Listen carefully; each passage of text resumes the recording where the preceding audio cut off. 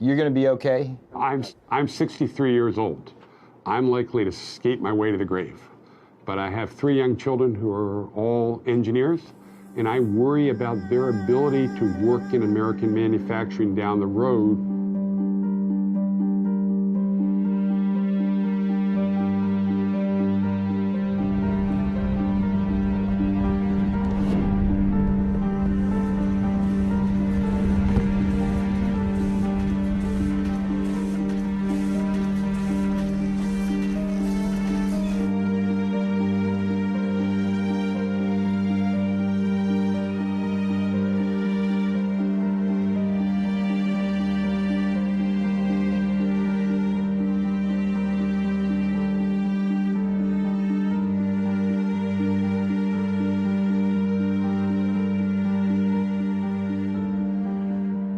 I think that the water's going to get hotter and hotter, and if there's no event to wake people up, I think China can just own more and more and more and more of our debt, and everything's fine until that magical moment when it's not, and all the sorries in the world aren't going to make that any different.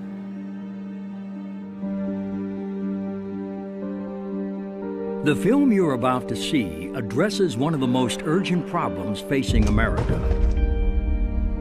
Its increasingly destructive trade relationship with a rapidly rising China.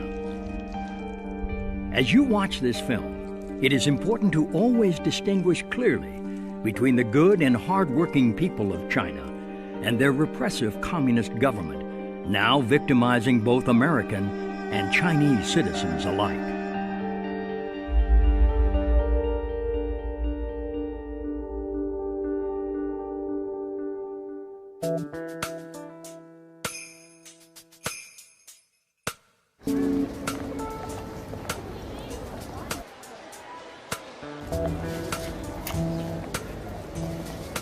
I'm here to buy me a big screen TV.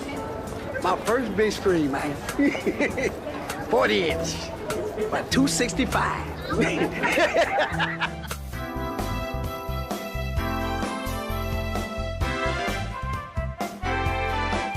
Where's that product made? Probably in China. China. This is made in China. Do you know where that bike was made? No, but I know it's healthy. Where were these products made, do you know? Probably from China, where else, everything else made. Oh, made in America. Well, American is better. So is this American? I'm not sure if it is American, but hopefully it is. Yeah, I think I got a great deal.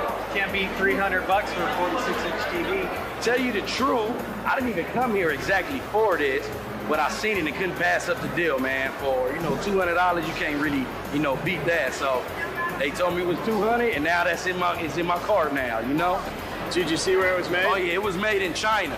Hey, I'm fine with it, If the American people can't provide me with what I need, I gotta get it from China. Hey, it is what it is, I'm just being truthful, Don't hate me.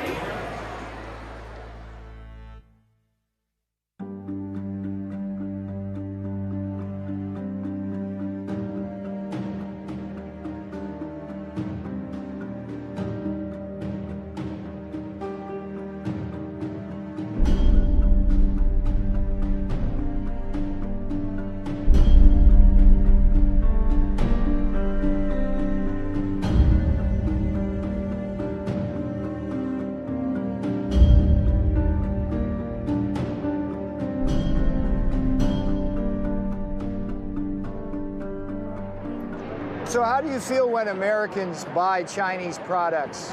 I feel really bad because what happened is not just America buying a Chinese product, which is American people losing their jobs.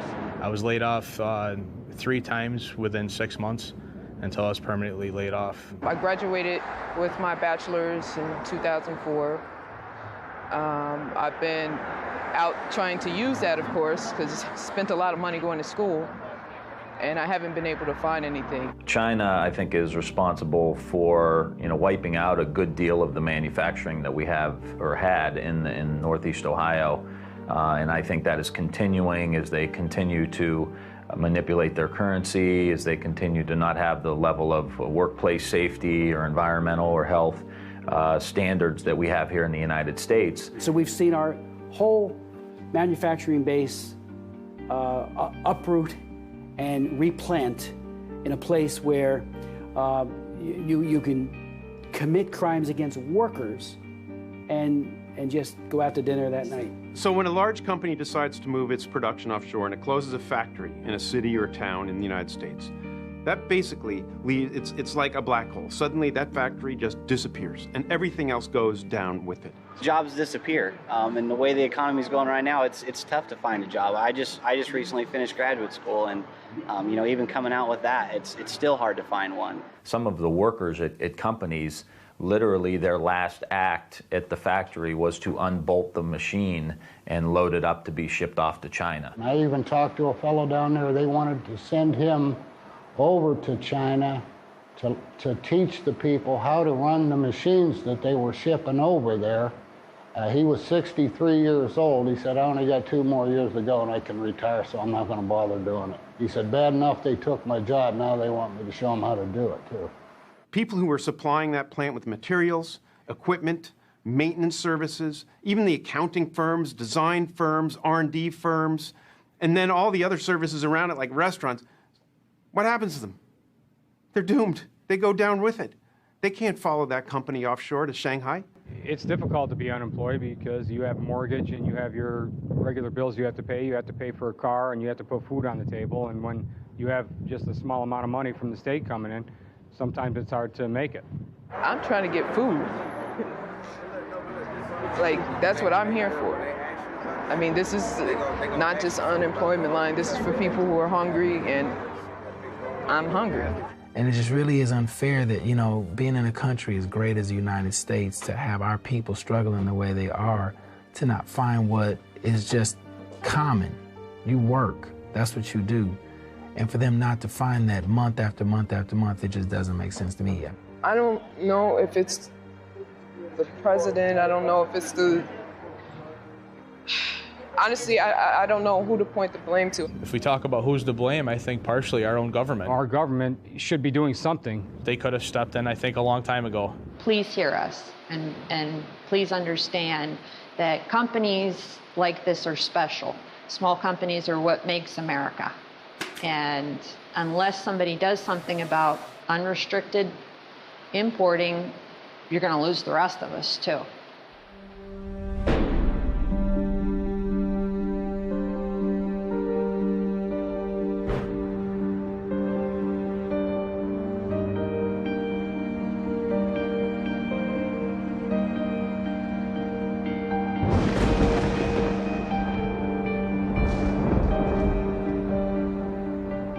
Never had a really big and hostile country come into our markets. And most of the international competition we have faced from Japan, from Germany, from the rest of Europe has come without a sense that behind it was a government that has sought confrontations with the United States on a regular basis. The WTO, it's not based here. I mean, who in the United States is on the WTO? Does anybody know? In 2001, China joined the WTO, the World Trade Organization, with the strong support of a Democratic president and a Republican-controlled Congress. Before the ink was dry on this free trade agreement, China began flooding American markets with its illegally subsidized and very dangerous exports, while the big multinational companies that had lobbied heavily for the agreement rapidly accelerated the offshoring of American factories and American jobs to China. Today, as a result of the biggest political shell game in American economic history, China has stolen thousands of our factories and millions of our jobs. Multinational corporation profits are soaring, and we now owe over $3 trillion to the world's largest communist nation. This was not how it was supposed to turn out. Ladies and gentlemen, the President of the United States. When William Jefferson Clinton was selling China's entry into the World Trade Organization to the American people. If you believe in a future of greater openness and freedom for the people of China, you ought to be for this agreement. If you believe in a future of greater prosperity for the American people, you certainly should be for this agreement.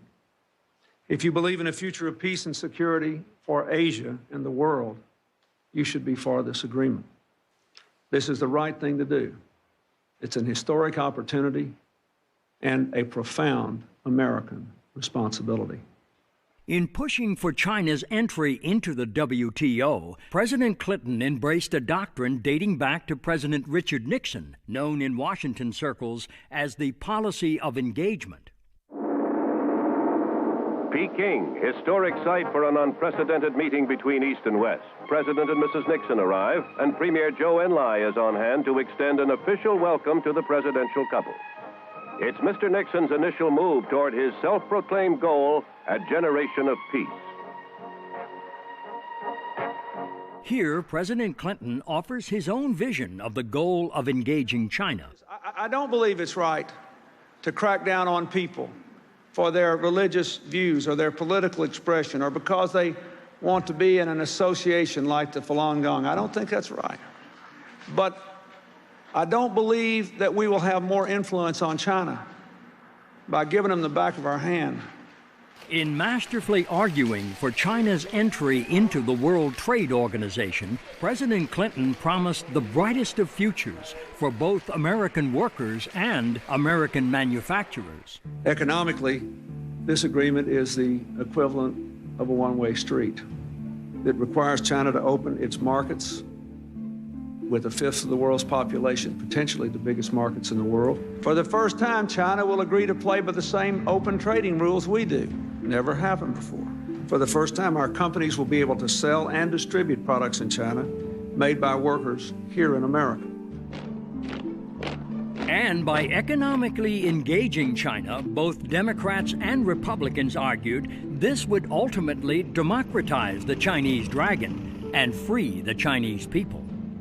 We have waged an intense battle in support of an important principle, and that is freedom. And the people of China and the citizens of the United States will benefit enormously. After the victory vote, the Republican House Majority leaders would celebrate the bipartisan victory with the cracking open of a ceremonial fortune cookie. Not very good at these things.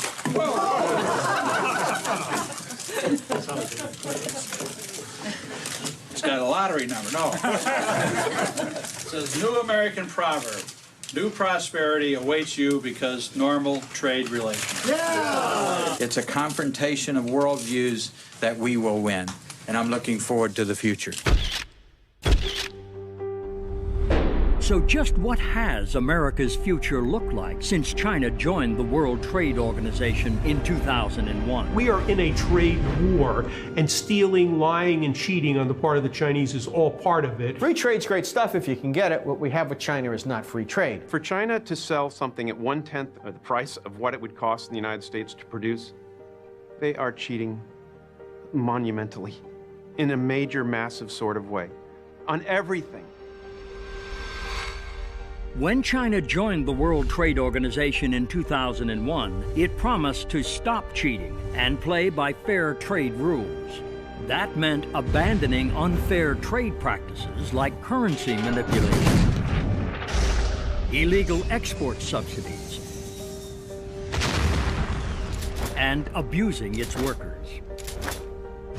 Instead, the Chinese government has used these weapons of job destruction to launch a sustained and devastating attack on America's factories and jobs, while flooding our markets with dangerous products.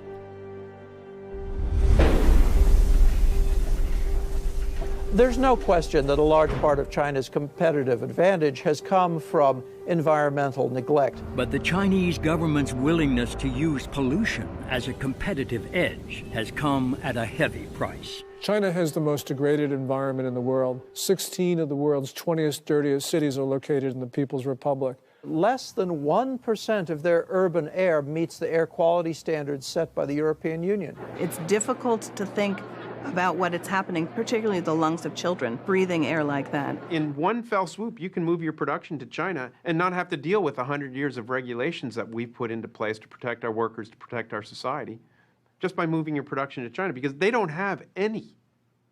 They have what we had probably in 1910.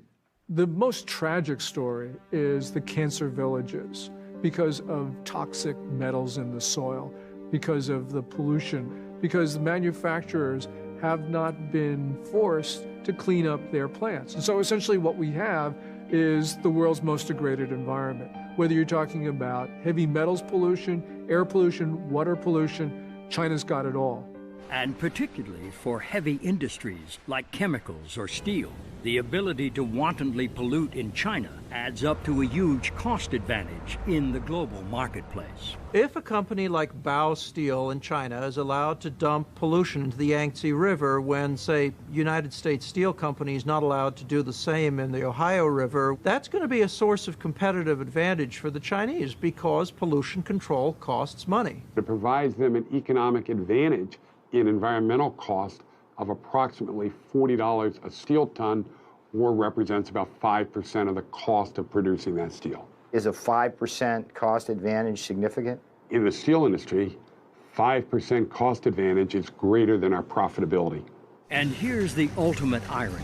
The more we allow our American multinationals to offshore production to China, the more total global pollution we create. And a good bit of that comes right back to America by way of the jet stream. Carbon emissions in China per $1,000 of GNP are 7 times what they are in the United States.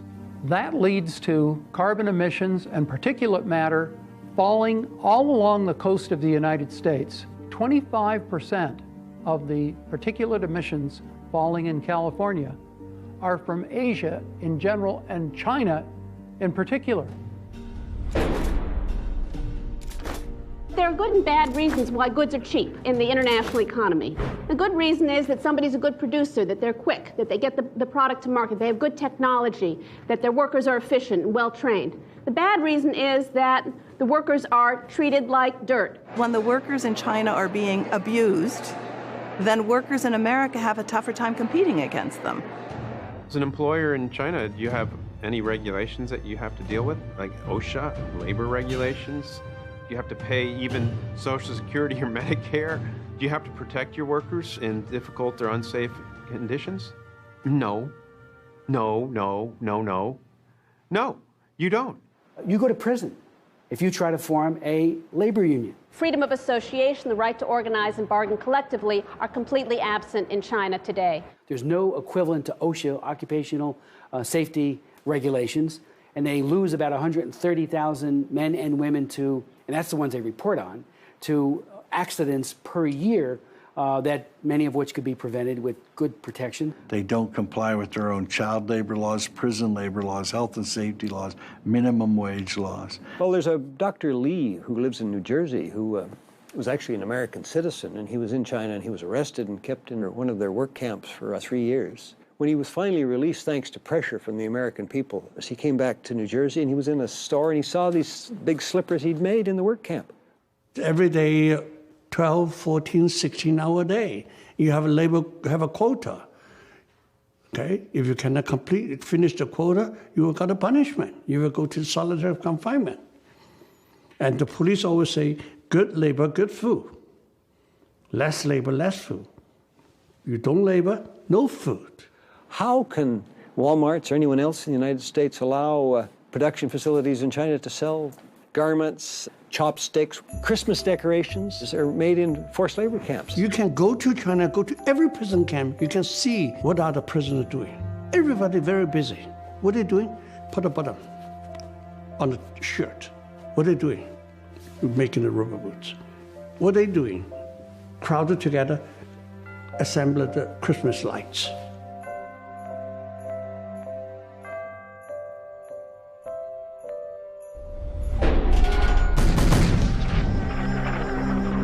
It's not all about China currency manipulation, but a lot of it is. China manipulates its currency by illegally pegging the value of the Chinese yuan to that of the U.S. dollar at a rate far below market value. Most economists would say that China gets anywhere from a 25 to 40 cent advantage for every dollar. So it's like having a tariff on goods coming from the United States of 40 or 50% by the amount that they're underpricing the currency. it also gives their exports to the United States a subsidy of 40 or 50% to capture our market and knock out domestic industries that might be competing with them. Simply, an undervalued currency makes Chinese coffee makers $10 a piece instead of $15 or $20, and it makes American cars in China $30,000 instead of $25. In other words, China's manipulated currency acts as a huge subsidy to Chinese exports to America and an equally big tariff barrier blocking American exports to China. The result, more jobs in China, fewer jobs in America, and a huge and chronic American trade deficit with China. The Chinese government does not deny this. Chinese officials themselves say that they fix the value of their currencies to help Chinese workers. When Premier Wen Jiabao was in this country recently, he said, if we allow the currency to float, Chinese companies are going to go bankrupt. Okay, but what about American workers?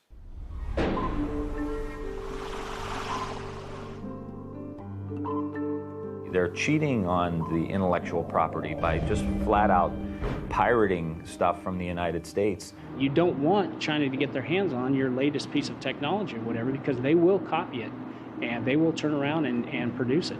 Most famously, copyright pirates in China are stamping out Disney DVDs. That's what everybody knows of. What's more important is the theft of the blueprints, for example, for high technologies. I mean, I hear all the time about American companies who find themselves competing in the marketplace with a Chinese product, and they take it apart, and they find themselves looking in the mirror because the Chinese have just stolen the plans of their own product. And one of America's highest tech companies has certainly experienced this kind of piracy firsthand, and a school of very hard knocks at the hands of the Chinese government. Google came into the Chinese market, and of course, it ended up with a dominant market share. But Beijing wanted Baidu, a local company, to be able to outpace Google. What Beijing did was it hacked Google's network, it stole its source code, and now Baidu has more than 75% of the China search market. This shows that basically Beijing wants the local companies to be the national champions. But sometimes Chinese pirates aren't content just to steal the intellectual property of an American corporation. Sometimes they just take the whole company. So Fellows is a company that makes shredders, paper shredders, and they moved, like everybody, they moved their production to China. They hired a company to run their production for them, and suddenly one day their employees were locked out of their own plant. So Fellows went from having a large production base in China one day to the next day their partner suddenly shut them off, shut them down. The moral of the Fellows story is you better be very careful when you move your production to a communist country.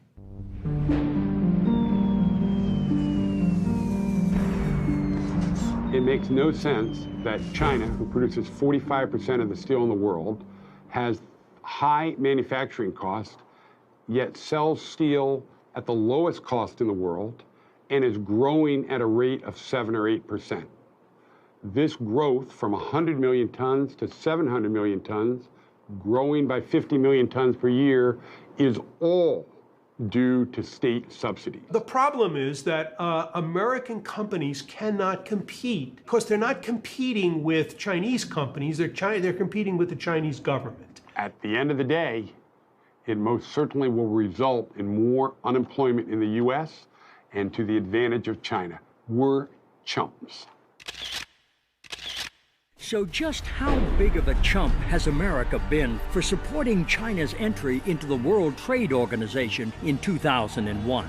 It's like we're in the Super Bowl of globalization, and in fact, we're being taken apart. And in this Super Bowl of globalization, when you tally up the score on human rights abuses and consider the plight of Tibet, the torture of the Falun Gong, and the crushing of religion and democracy, this much is clear. The Chinese government is the world's worst human rights abuser on the planet today. And when you tally up the score on China's rapid military buildup, this too is clear. China is the only major nation in the world that is preparing to kill Americans. And of course, when you count the jobs lost and factories gone, and millions of Americans out of work. American manufacturing has been in an absolute crisis over the last decade. 5.5 million manufacturing jobs gone. 57,000 manufacturing facilities closed in this nation. So you're in a massive jobless recovery. You've got 28 million women and men who are in various stages of unemployment, twice the official number.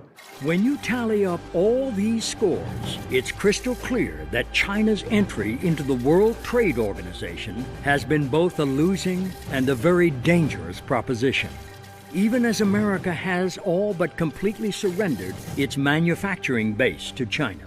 We don't make a single cell phone in the United States. Not one is made in the United States. There is not a single modern flat panel display factory in the United States. Does that matter? Are flat panel displays important for military applications? I think so. They're widely used. Every airplane, every helicopter has them. The United States right now is unable to put a single military aircraft into the sky without using components built by potential adversaries. We produce about $3 billion worth of printed circuit boards in the United States. China produces almost $20 billion. Machine tools, where we produce $2.7 billion. China's consumption was 10 times that amount. If you don't have a machine tool industry, do you have an industry? It's a basic component of an industrial economy. But what about those green industries that some of our politicians say will create the jobs of the future? That's one of the reasons why we're accelerating the transition to a clean energy economy and doubling our use of renewable energy sources like wind and solar power. Steps that have the potential to create whole new industries and hundreds of thousands of new jobs in America. But here's the grim reality. We produce 4% of the world's global output of solar. One of the things happening in the market right now is it's being swamped by low-cost multicrystalline and polycrystalline silicon solar cells from China. We don't make computers. We don't make printers. We import 99% of our shoes.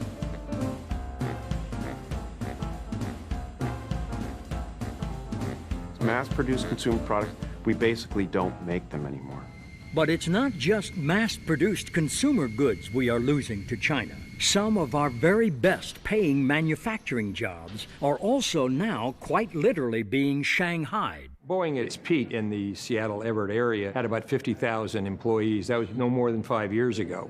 20,000 of those jobs have now moved to China in just the last 5 years. Apple employs 26,000 people in its design of making new products. It employs, through Foxconn, 700,000 manufacturing workers in China. They're an American company, they're headquartered here, all their jobs are somewhere else. Americans need those jobs, but they all exist in China. Every one of those manufacturing jobs exists in China.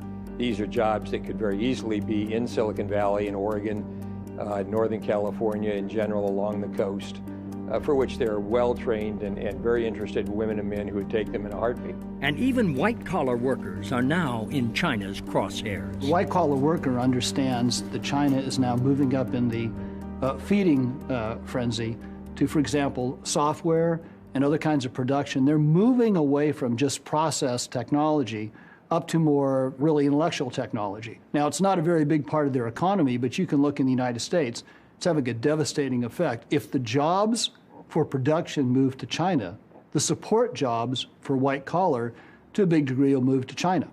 Meanwhile, our rapidly accumulating Chinese debt has become a national joke, literally. That's right. China's mad at President Obama for meeting with the Dalai Lama. I mean, come on. Obama doesn't owe them anything, except like $14 trillion. And that debt represents a very real claim on American assets. And then China would back a tow truck up to Kansas and drag it off to Guangdong province. I find it ironic that the corner of capitalism, the JP Morgan building down on Wall Street, is now owned by a Chinese company. As for that hope that economic engagement would lead to a more free and democratic China. George Bush Sr., remember him? He was the ambassador to China way back when. And so he liked China. He liked those guys over there. Things are good in China. Economic growth in China has not led to its becoming more democratic. It has led to a more sophisticated, better financed form of authoritarianism. And ironically, one of those measures of repression has been the internet itself, which was supposed to set China free. China is less free today than it was when it entered the WTO. China has 50,000 internet police who are tracking every day their capabilities, who's saying what, to be able to try and keep things like Tiananmen Square, democracy, freedom, and those terms off the internet. And these cyber cops have had plenty of help from American companies in building the great firewall of China. Google, Yahoo, Cisco, and the capability that they have sold to China, especially for its secret police, has enabled them to search, apprehend, discover the whereabouts, get caches of names, particularly online, where if you send your emails to other people, their IP addresses quickly yield to what their physical addresses are, and they're then apprehended and arrested. This American cooperation, damn it. Shame. Cooperate with Chinese government. They have to say, we have to follow Chinese law. Cisco say, we have to follow Chinese law. Yahoo say, we have to follow Chinese law, otherwise we cannot do it. Yeah, you have to follow Soviet law. You have to follow Hitler law. Are you going to do it? Perhaps the most shameful answer to that question may be found in Yahoo's role in the jailing of a Chinese citizen named Shi Tao. Here's a guy, a journalist, who sent information to an NGO about what they couldn't say or do as the Tiananmen Square Remembrance Day was coming up, or days, and he sent it to the New York NGO. Chinese government knocked on the door of the Yahoo people, asked for the information. They just coughed it right up, and Shi Tao got 10 years for that. As for those Falun Gong practitioners and other dissidents singled out by President Clinton, I had a hearing on the Falun Gong and how they're throwing these people in jail by the thousands and they're harvesting organs. The way it works is that if somebody wants a liver, say, they fly to Shanghai and they probably go check into the #1 People's Hospital in Shanghai. A military surgeon, probably in uniform, one I'm thinking of, comes up and does the BISH tests and the blood tests and so on. Then he or she looks on the computer list and says, oh, there's a match out in work camp 400. The poor victim who matches what your organs need is dragged into a sort of hospital, given a light anesthetic in most cases, and never wakes up because they take not just one kidney, they take both kidneys, the liver, heart, everything, and their body is then burned, and the People's Liberation Army flies the organ to Shanghai from wherever the camp happens to be, and you're told you're getting the organ from a convicted murderer or something. I mean, this is a grotesque tale of the worst kind of oppression and ghoulishness on the part of rulers of a country. And here is what too many American politicians seem to have such a hard time understanding. Wei Jingsheng told me in Beijing, right before he got rearrested, you Americans don't understand. When you coddle dictatorship, when you kowtow and you carry the dictatorship around on a pillow, they beat us more in the Laogai. When you're tough, predictable, transparent on human rights, they beat us less. But at least engaging China economically has made the ruling Communist Party more peaceful, right? China's military power is strengthening very, very rapidly. They are building up their military capabilities in hard weapons as well as in cybersecurity. China has a population which is about 5 times the size of the United States. And that means that if they have a comparable level of development, they probably will end up with a military 5 times larger. Now, I don't care what kind of technological edge we have. It would be very difficult to prevail over an adversary that is 5 times larger. What China is building is just not a massive fleet or a massive ground army, but it's developing a modern, well-equipped, technologically capable military. And in some cases, it need not be China pulling the trigger.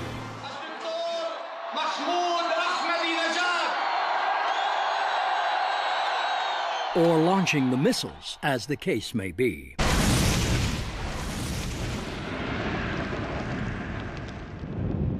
We are on the onset of an age of nuclear terrorism. We see Pakistan crumbling while it builds more and more nuclear weapons. Why does Pakistan have nuclear weapons? Why does it have the missiles to deliver them? Because of China. We've been in a near 30-year dialogue with the Chinese government trying to arrest this behavior that is supporting not only Pakistan's, but North Korea's and Iran's future nuclear capabilities. China refuses to listen and respond. When a nuclear bomb goes off on some highway, either inside or outside the Beltway, chances are a lot of those components on that bomb are going to say made in China.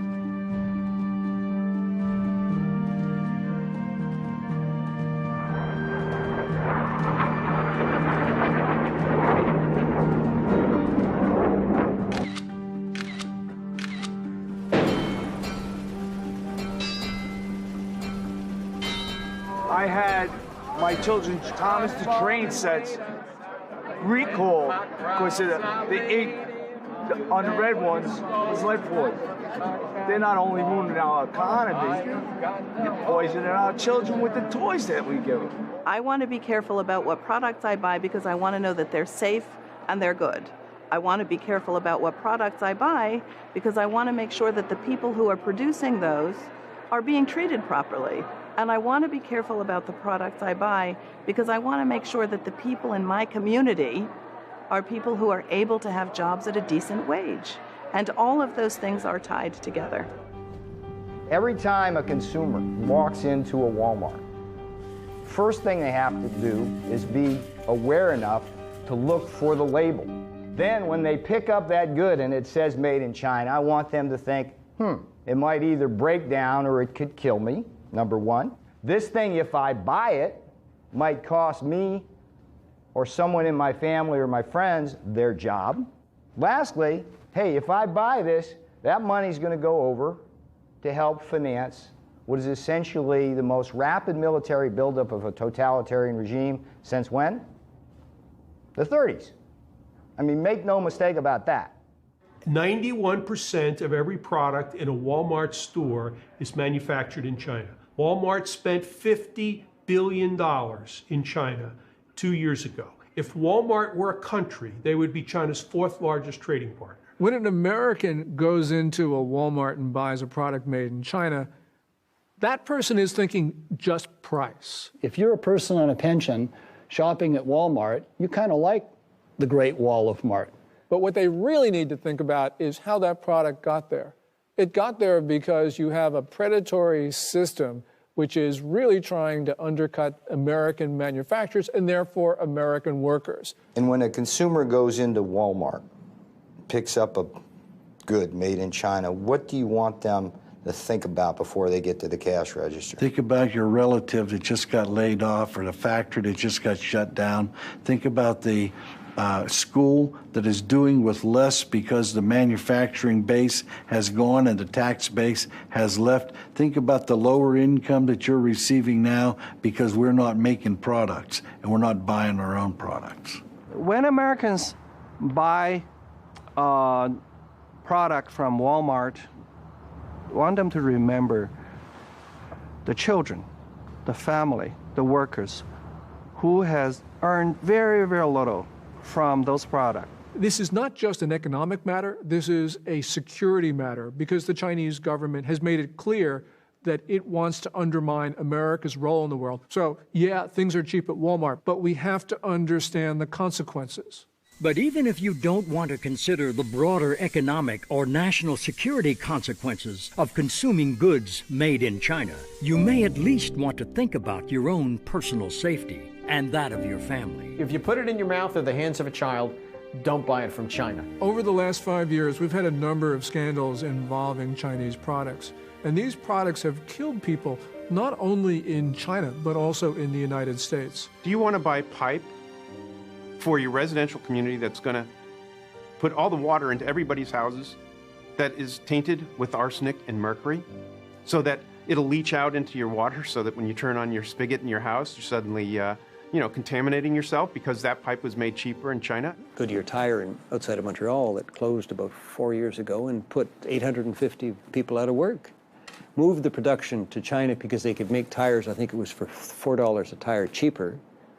And not long after they they started up in China, the transportation agency in the U.S. said the tires being produced there were unsafe.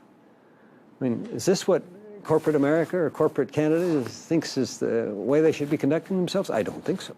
We're importing a lot of their apples. They spray them with Alar. You know, that's illegal in the United States. You want DDT on your apple? Buy it from China, and we're buying a lot of apples from China. We're buying everything from China, and there are no environmental controls.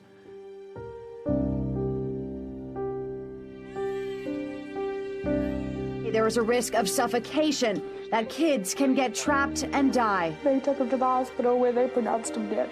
Massive recall of 1 million of Mattel's Fisher-Price toys. A recent batch made in China contains toxic levels of lead paint. Those teddy bears can loosen and fall out, posing a choking hazard. According to state media, dozens of babies had developed kidney stones in recent days.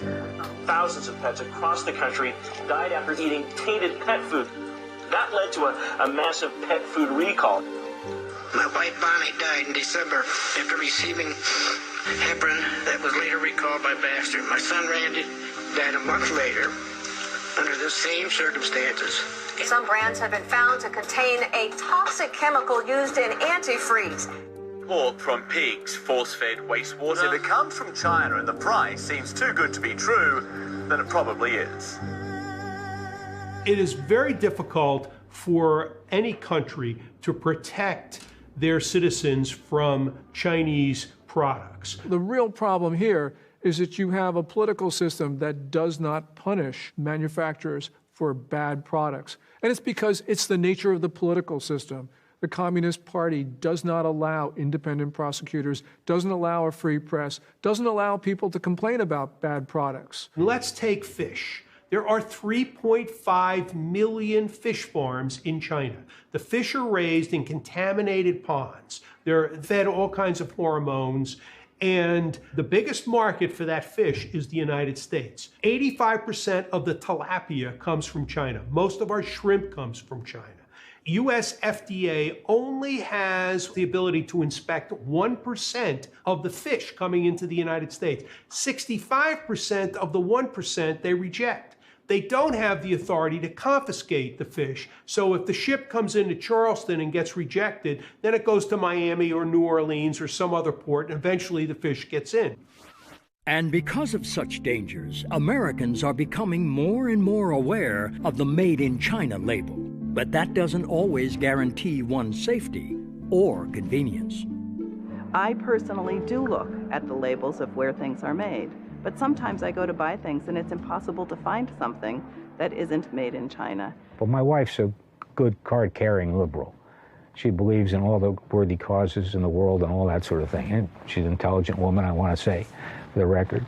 Little by little, I realized that China was getting to where it was, and the United States was getting to where it was because there was all this currency manipulation. And it just seemed like the United States government was not doing a whole lot in the name of international trade to try to stop what was going on in China, which was able to lure a lot of jobs. Some months ago, she decided that, to the best of her ability, she wasn't going to buy anything made in China. So our microwave oven failed. We don't have a new microwave oven because she could not find one that was not made in China. When I went to look for a microwave, a freestanding microwave, there was nothing that wasn't made in China. I went to 5 different stores, from high-end hardware stores to low-end discount places.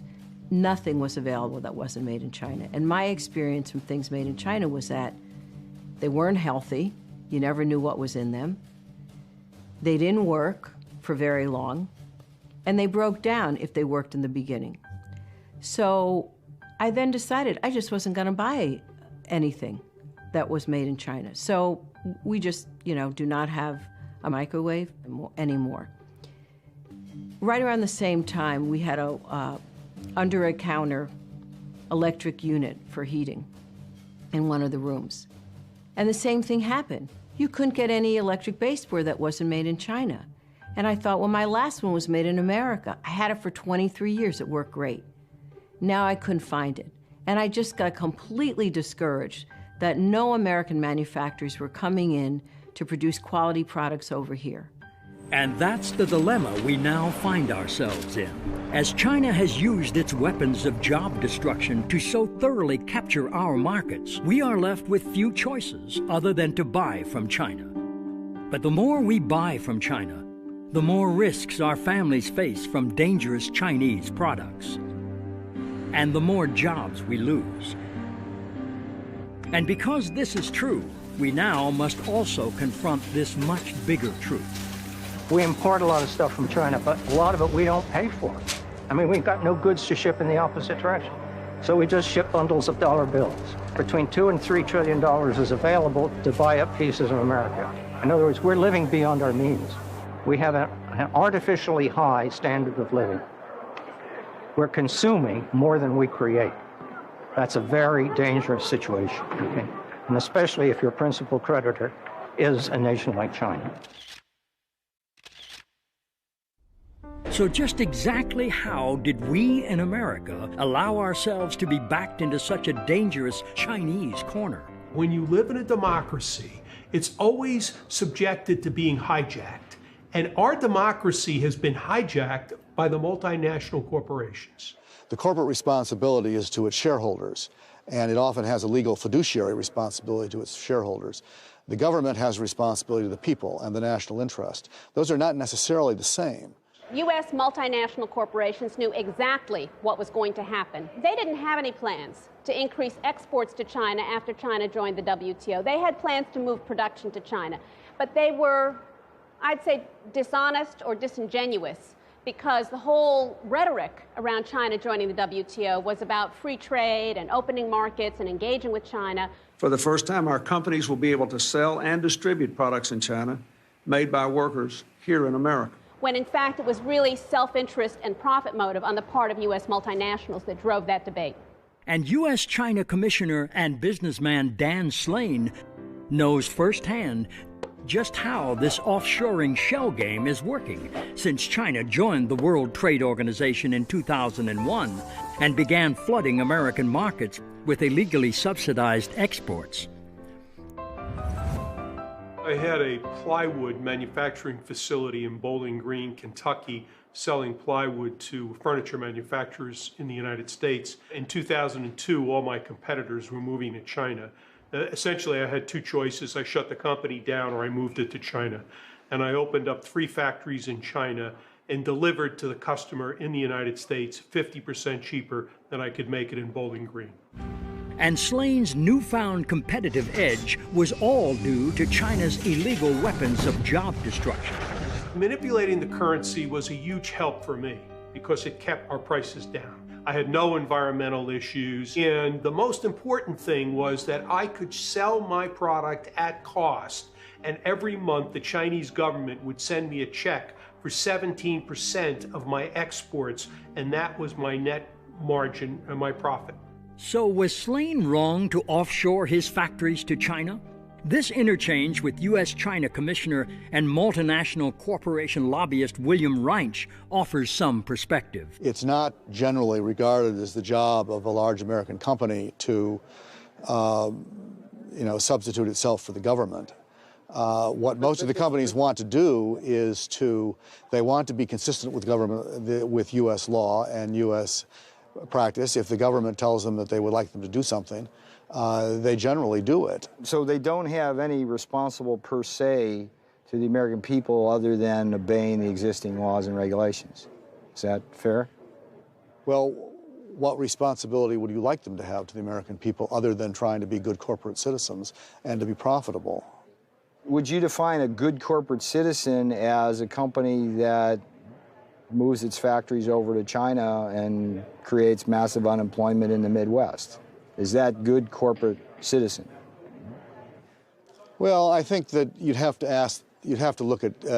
go case by case. And in Dan Slane's case? The difference between myself and General Electric is that I had no choice. I either moved to China or I shut the company down. I couldn't compete. Jeff Immelt at General Electric does have a choice. He can sacrifice some profits, keep his technology, and in the long term be much better off manufacturing in the United States. Congressman Tim Ryan understands this distinction between small domestic manufacturers and the big, well-heeled multinationals better than most. There's a huge divide here between the mom and pop tool and die maker that has been in Youngstown, Ohio for 100 years, in the global corporation that's involved in the global financing of all of this stuff, the global manufacturing, and not really concerned with any one country. They're concerned with how they can best do business. And one of the biggest obstacles to passing tough legislation that would stop China's unfair trade practices is the lack of political clout of America's domestic manufacturers. And to go chasing down after all of the political rhetoric of dealing with this issue and that issue and running for Albany or running to Washington, D.C. and setting up meetings and stuff, it's too costly, it's too time-consuming, and it has nothing to do with building drum and barrel handling equipment and helping this company to be successful. And that's the issue here. They don't have lobbyists down here. There's very few organizations that really represent the small and mid-sized manufacturers. You know, I can think of one or two that really do a great job, but they don't have the impact, the campaign contributions, the corporate influence that some of the big dogs have. And just who is one of the biggest dogs on the Capitol Hill lobbying block? Behind me is the headquarters of the National Association of Manufacturers, which unfortunately has become a major misnomer in recent years, because the name really should be the National Association of Manufacturing Things Someplace Else.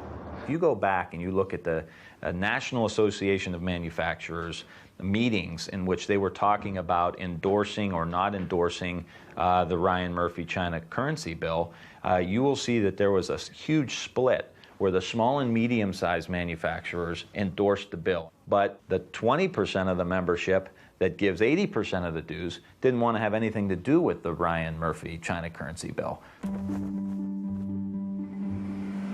Brian O'Shaughnessy is the chairman of Revere Copper, a company founded by none other than Paul Revere, and the oldest manufacturer in America. And O'Shaughnessy has been on the inside of the National Association of Manufacturers when it has opposed bills like those offered up by Tim Ryan to stop China's currency manipulation. I stood up before a group of 300 of the most powerful CEOs in this country, and I told them, as we consider NAM's support of this bill, I think those of you who have facilities in China, I think you should recuse yourself from voting. You're conflicted. You have to choose between your company and your country, and you can't do that. Well, I was shot down in flames. By all intents and purposes, a lot of these companies are not American companies anymore. General Motors takes TARP money and opens up factories in China. Caterpillar Tractor shuts down plants in Peoria and opens up 3 factories in China. General Electric and Boeing are essentially trying to become Chinese companies. Look at Coca-Cola. American-sounding company, isn't it? I mean, how American can you get other than Revere, Coca-Cola? The president of Coca-Cola is from South Africa. The chairman is from Turkey. Now, you want to ask them what America's international trade policy should be? You shouldn't listen to them. While Coca-Cola's executive suite may look like the United Nations, it is purebred American CEOs from companies like Cisco, Ford, IBM, Honeywell, Motorola, Intel, and Apple that keep sending so many of our jobs to China. We design the iPad, great. We get the profits from the iPad, fine. We don't get the jobs. Profits versus jobs. That's a conflict Ralph Gomery sees as the root of America's offshoring problem. They are pursuing maximizing profit. That's their goal. The country is losing the wage bill, and its goal is to have wages. And then what they're doing is right for their shareholders and their constituents, but it's not right for the people of America who are unable to find work today. The problem with our system is that everything is short-term. So when you talk to a CEO and you say to a CEO, an American CEO, do you realize that they're going to take your technology and they're going to be your competitor? The CEO says, yes, but I only have 3 or 4 years to get my stock up so I can get my bonus, and they kick the can down the road, and it's the next guy's problem. This will end badly for all of us, but everybody is so short-term in thinking and in their tenure that they're willing to take chances that are right for today that they probably know in their minds is long-term bad for America tomorrow. Ironically, nobody understood this growing divergence between corporate interests and the common good better than candidate Bill Clinton during the 1992 elections. You must do your part. You must be responsible. American companies must act like American companies again, exporting products, not jobs. But such corporate irresponsibility wasn't always the American way. Corporations used to think they had a stakeholder theory.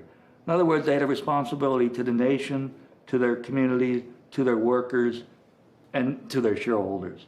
Something morphed in our own system about 20, 25 years ago, where shareholder value became the end-all and be-all. And then the CEOs tied their own compensation to shareholder value. And then other countries figured out how to incentivize them to increase short-term shareholder value by transferring production, manufacturing, R&D there. And we can never forget that when China manipulates currency, when China provides illegal subsidies of all sorts for manufacturing, for the act of exporting itself, these U.S.-owned companies benefit. They like the status quo. They want to protect it, and they have paid a lot of money for it. Money and the power of America's multinational corporations in influencing China trade policy. That's something two men from two distinctly different worlds can agree on. And I live in that world. I've watched those dollars go. Campaign laws allow them to spend unlimitless amounts of money. It's a tsunami.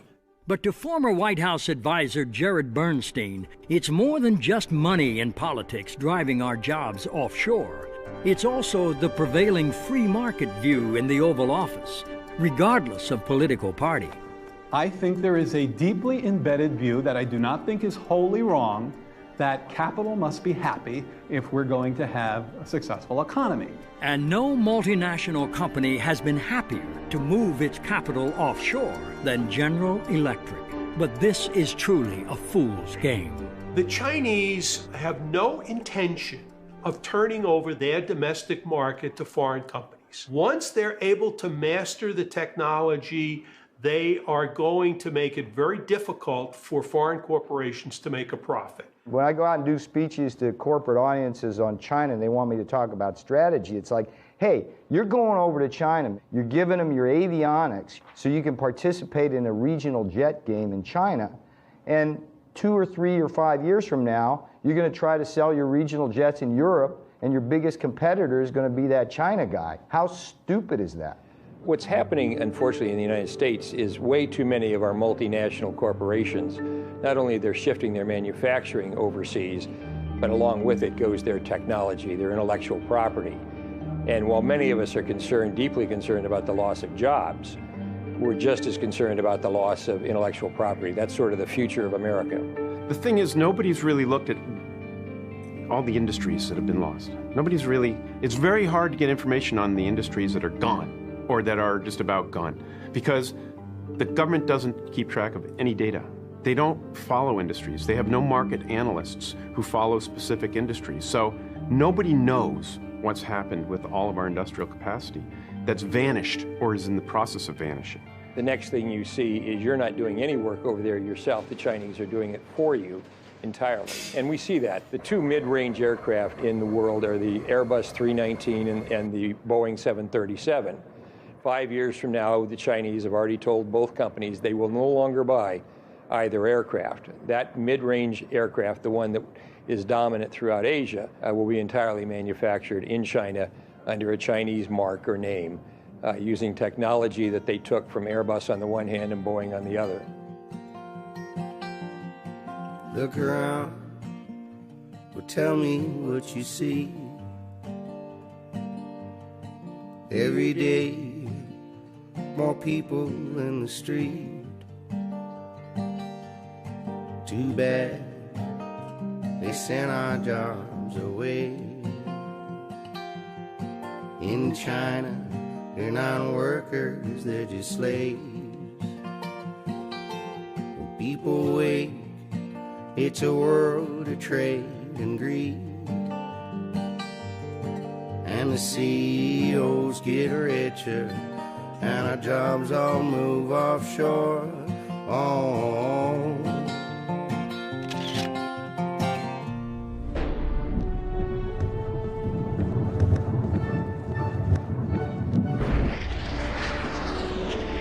The Soviet Union could make an unbelievable intercontinental ballistic missile, but they couldn't make a loaf of bread.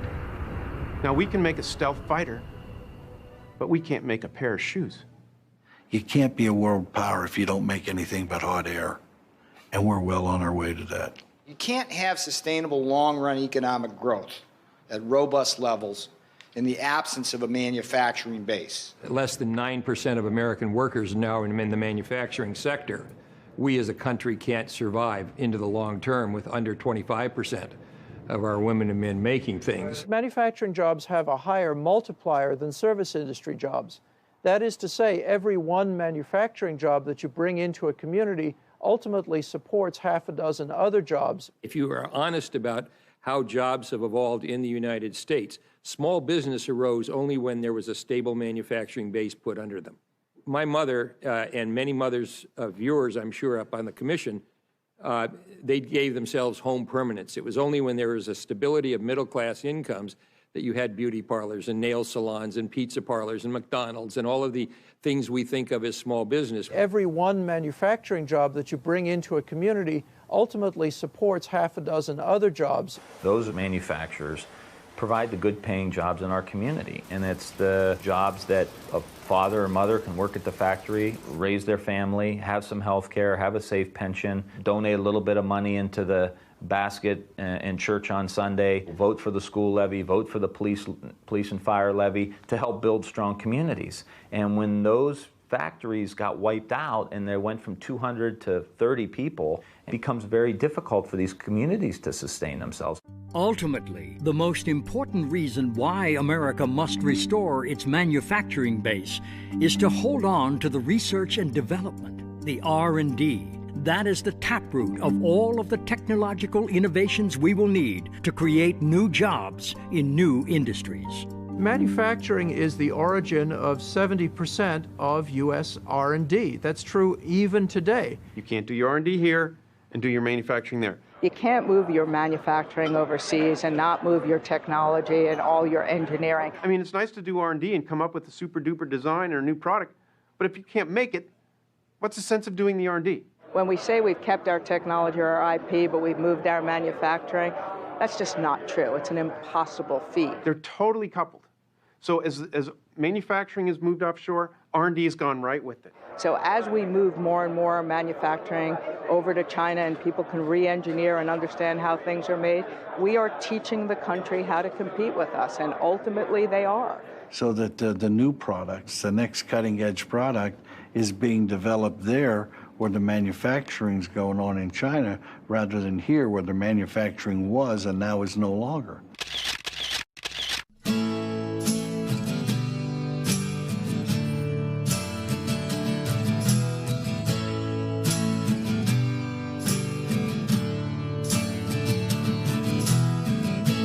There's no other way around it. We can't make it on our own. All the jobs went to China. Now I'm losing my own home.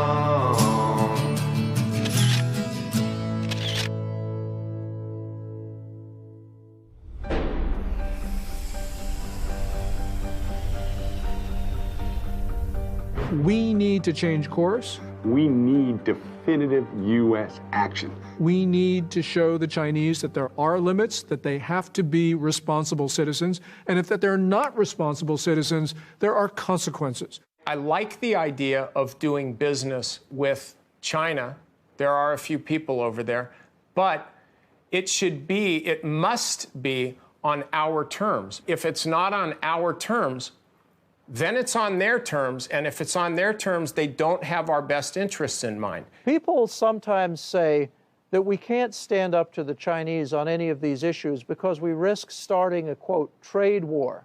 My message to the American people is that we're already in a trade war. What's wrong with taking China to task? They pirate our technology, they pirate our intellectual property rights, they counterfeit our goods and services, and no administration has the backbone to stand up to them. It's been dismaying for me to see a succession of administrations, both Republican and Democratic, unable or unwilling to take on the China trade imbalance.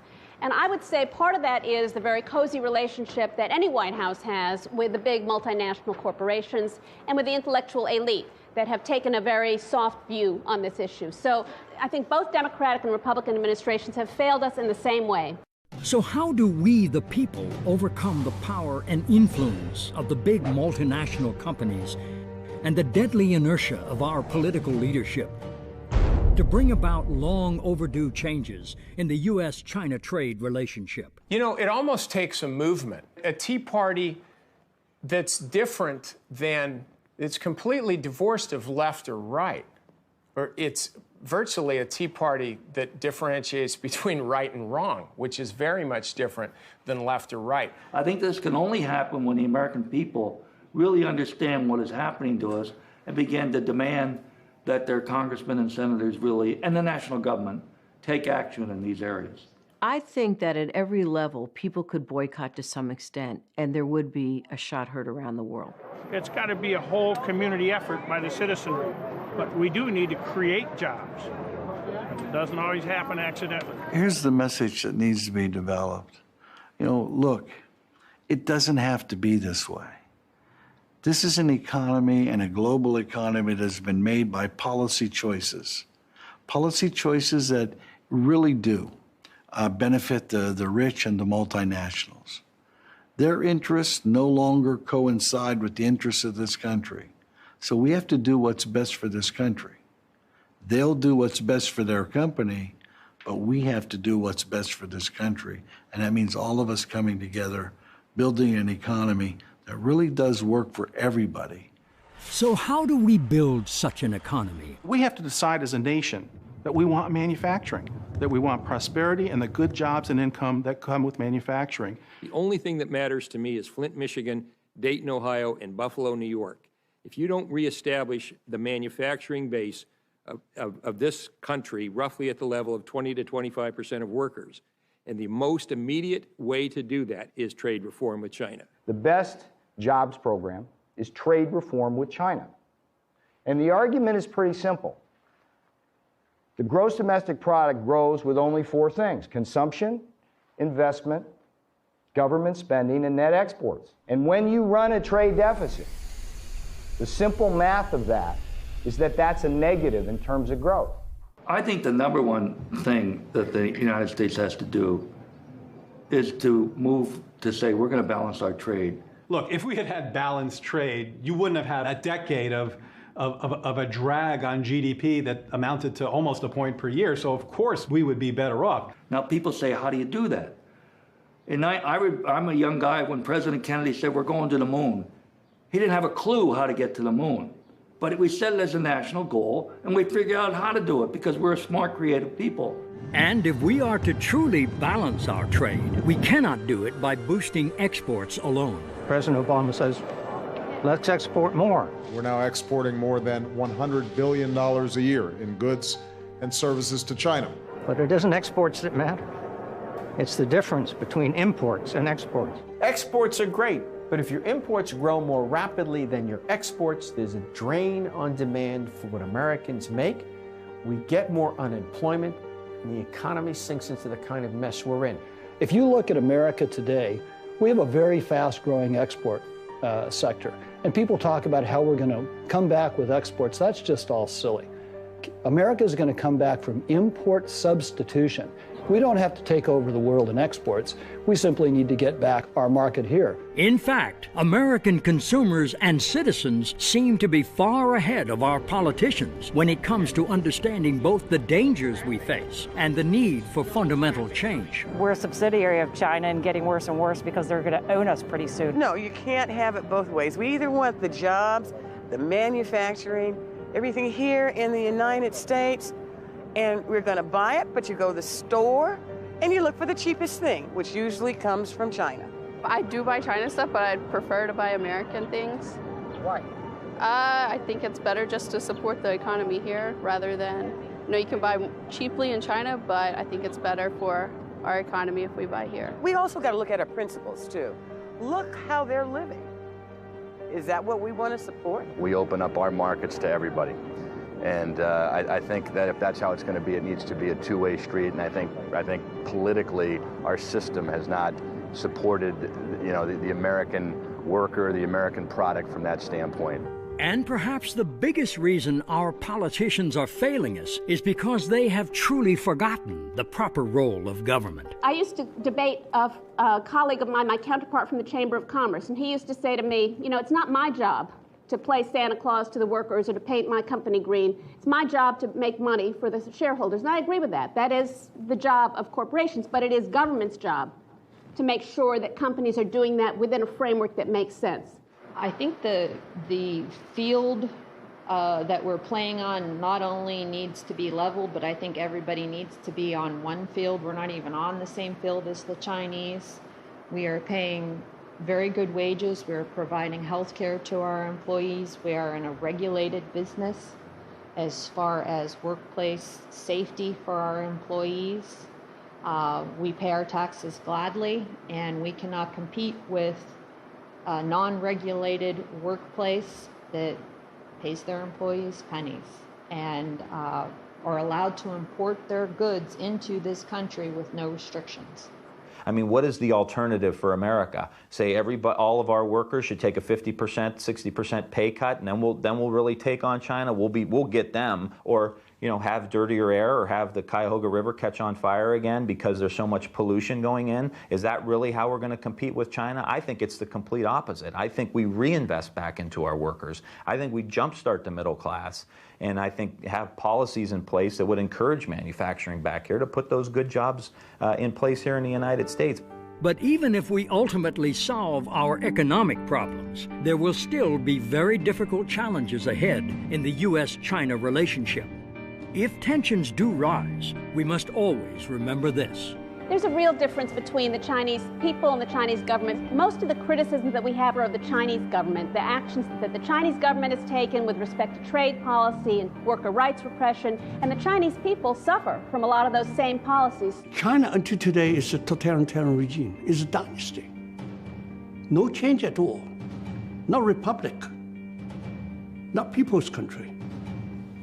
We need to understand China better. We have this sort of glowy view of the trajectory of China's history.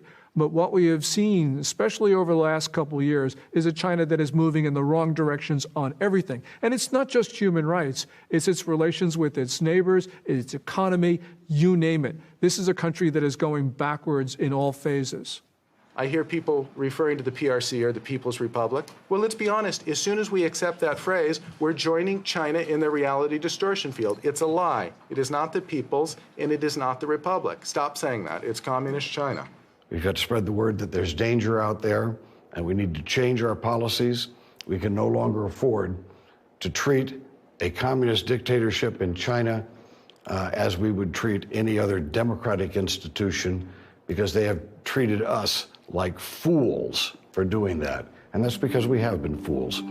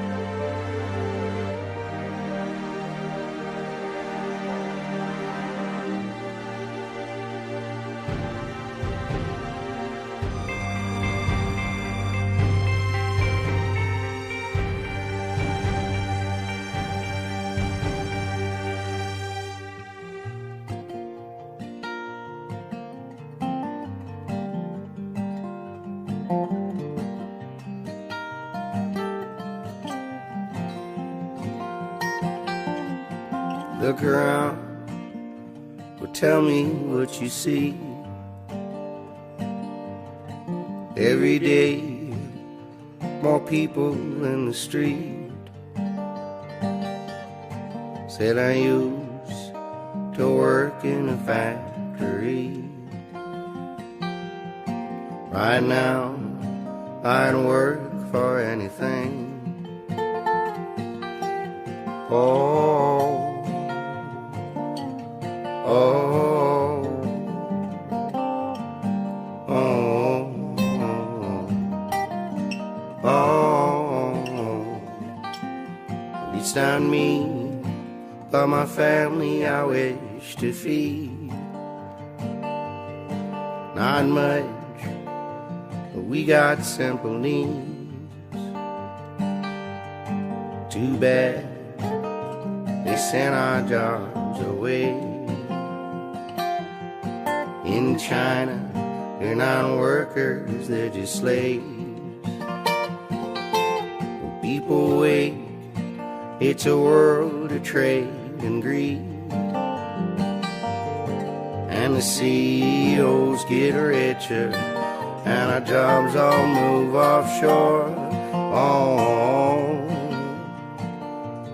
oh, oh, oh, oh. My oldest son got a college degree. He dreamed of running a factory. Now he's back home just living with me. And there's no bright future my boy could see. 16 hours, 7 days a week of unions and freedoms they cannot speak. Gotta rise and get up off your knees before they buy up all our dreams.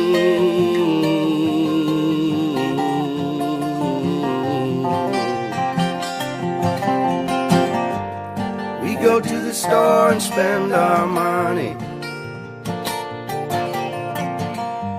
send all our dollars overseas. This ain't the land of milk and honey.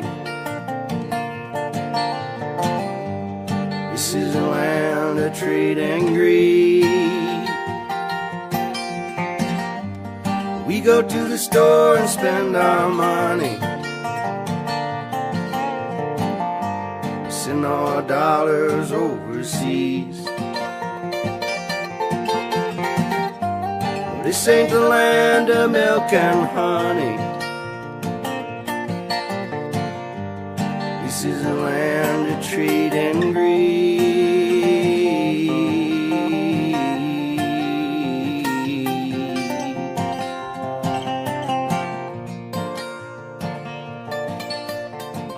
And this whole notion that what's good for multinationals is good for America, that's completely wrong.